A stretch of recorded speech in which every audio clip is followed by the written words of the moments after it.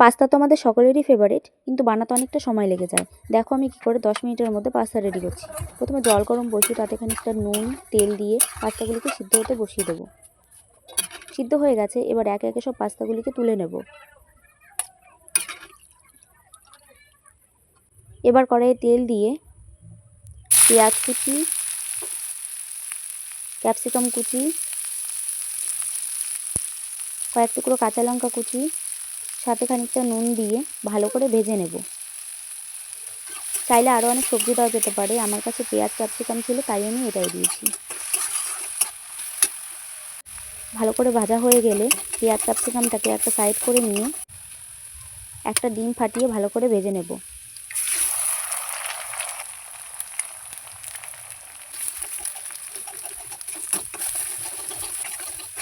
ডিমটাকে ছোট ছোট টুকরো করে নেব।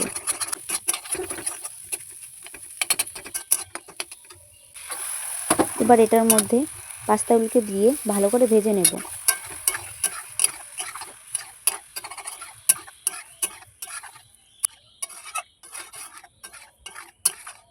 এবার স্বাদ মতো নুন, আমি কালার হওয়ার জন্য একটুখানি হলুদ দিয়ে দিয়েছি,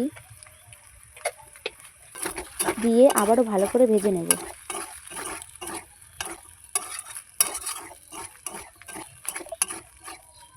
এবার আমি সয়া সস,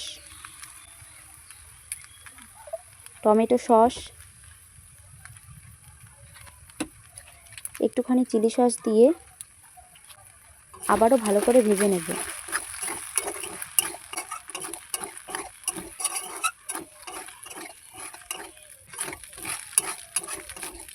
ভাজা হয়ে গেলে আমি ম্যাগি মশলা আর একটুখানি গরম মশলা গুঁড়ো দিয়ে আবারও একটুখানি ভেজে নেব।